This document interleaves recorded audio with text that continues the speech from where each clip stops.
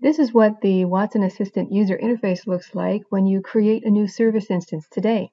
The first thing to do is switch to the classic interface. There are some features in that version of the interface that we need.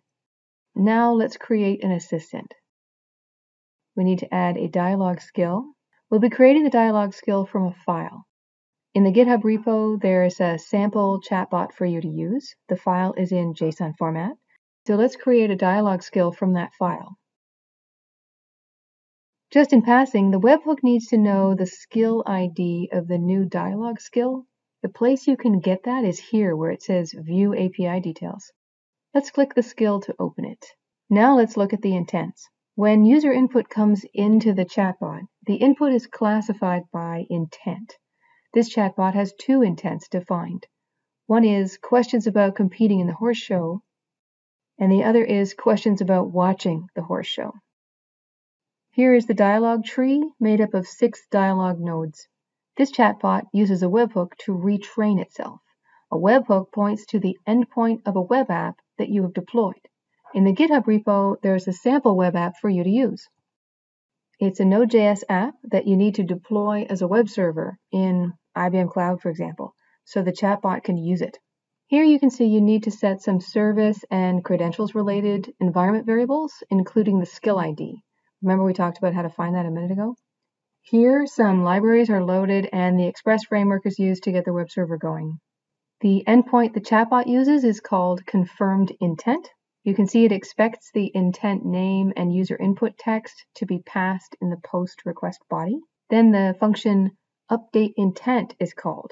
That function calls the Watson Assistant API to add the user input as an example for the given intent.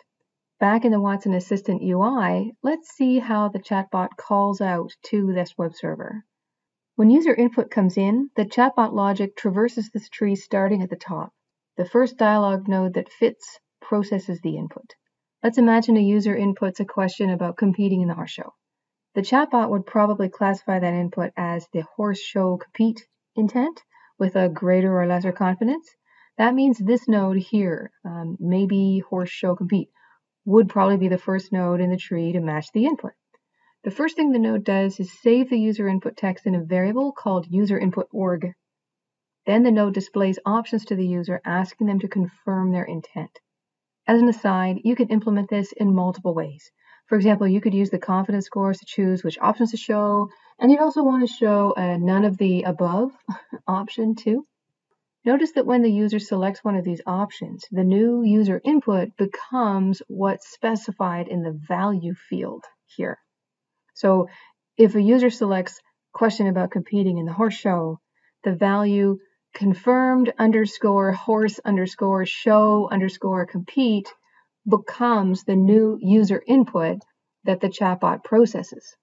If that weird user input comes into the chatbot, this node, confirmed horse show compete, would be the first node in the tree to match that. You can see it's calling out to the webhook. The parameter intent is horse underscore show underscore complete. That's the name of the intent. We know this because this node only fires if that weird specific underscore input happens because the user selected that option. And the parameter user input is what was saved in the variable user input org.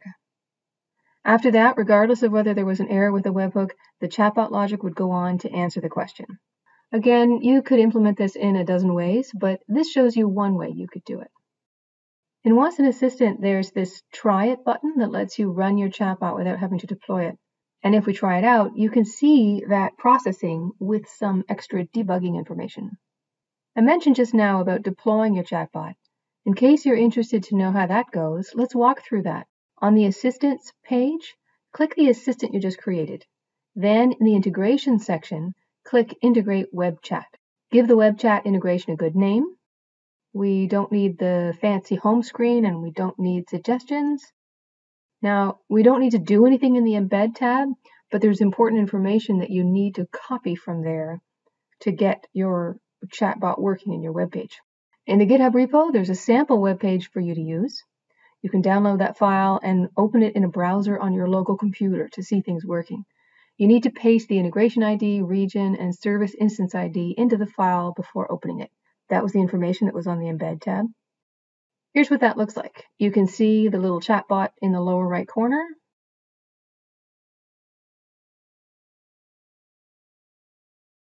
Nice.